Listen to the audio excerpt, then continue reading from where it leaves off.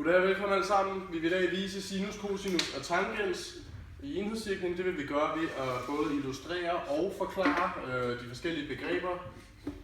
Og det opdeler vi således, at vi har 3 fokusområder. Vi vil starte med at introducere selve enhedscirklen.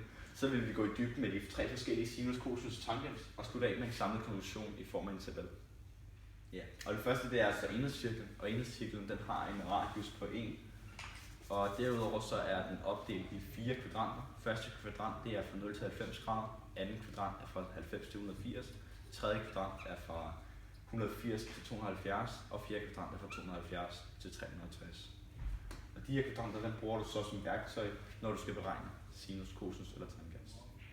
Vi vil starte med at forklare og illustrere sinus, og i enhedscirklens sammenhæng der er sinus y-aksen. Og hvis vi tager en tilfældig vinkel, som gjort her, så vil vi kunne aflæse ud fra enhedscirklen, hvor at sinus ligger henne, og kunne se det derudfra. Ja, jamen vi har så fået til opgave at skulle vise, hvordan man kan beregne sinus ved hjælp af en form. Og formen den lyder på, at det er den modstående katet givet af hypotenusen. I enhedscirklen kan vi bruge det sådan, at vi kan bruge den trekant, vi lige har tegnet. Den modstående katet, som Benjamin illustrerede her, divideret med hypotenusen, som vi kender allerede, der er en. Det giver. Okay, nu vil jeg tænke at forklare lidt om, hvordan cosinus fungerer i enhedscirklen. Til at starte med at snakke om den formel, der bliver brugt, når cosinus bliver brugt til at regne retvinklede trekanter. Det er den huslængde til divideret med hypotenusen. Og hvis vi går over til vores eksempel her, der viser det her, det er den huslængde til, og her ligger hypotenusen. I enhedscirklen, der er cosinus, det er x-aksen, så det vil sige, hos os der ligger den her. Det tredje vi så vil fortælle om, det er tangens, som man også kan bruge i enhedscirklen, og det specielle ved tangens, det er, at den bruger ikke hypotenus i formlen, den bruger begge kateter, modstående divideret med den hosliggende, som så vil være, den her vil være modstående, den her vil være den hosliggende, og så danner den en trekant her, hvor punktet, hvor den rammer, for eksempel her på vores eksempel, det vil være y-aksens koordinat, det vil være tangenten. Og så skærer den altid med cirklens periferi.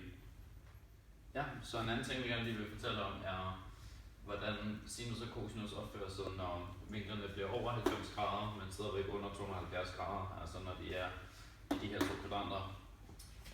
Som vi kan se i første eksempel, der var sinus, det var y-koordinatet fra det her punkt, og hvis vi så går over og ser den som en spejl, så vil sinus være den samme værdi, men cosinus til gengæld vil være negativ, fordi du kan se på det ligesom et koordinatsystem, hvor det her er 0, og på den her side er det negativt, på den her side er det positivt. Så cosinus bliver minus, og sinus vil være det samme. Og hvis vi så kigger i tredje kvadrant, så hvis vi laver en vinkel der, så vil man kunne se, at i det her tilfælde, der er det sinus, der bliver negativ, hvor både i første og andet kvadrant, der var den positiv. Så vil det sinus være negativ.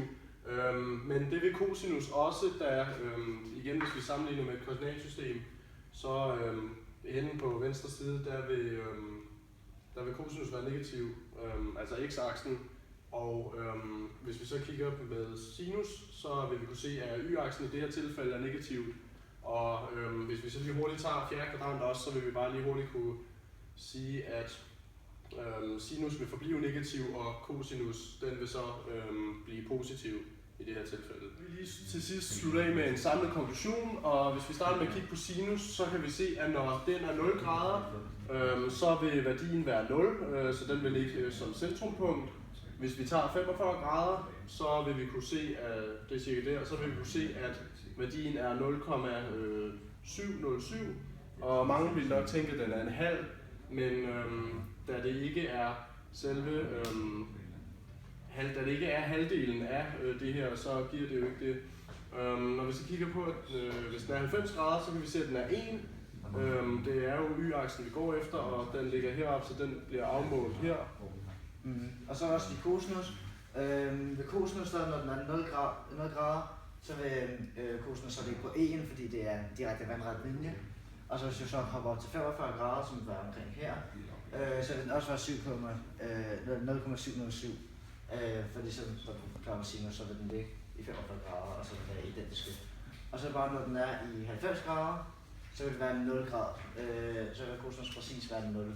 eftersom at den ligger direkte i midten, og sådan den vandretning, så vil det. Okay, når vi så tager tangent, så er det lidt særtilfælde, fordi at på 0, der er den selvfølgelig 0, men så som illustreret her, så når vi har den på 45 grader, så vil tangensværdien være 1, fordi at den følger denne her linje, og hvis vi så også kigger i tredje kvadrant, så vil den også være 1, fordi at tangensværdien den bliver altid målt der, så derfor følger den sådan der.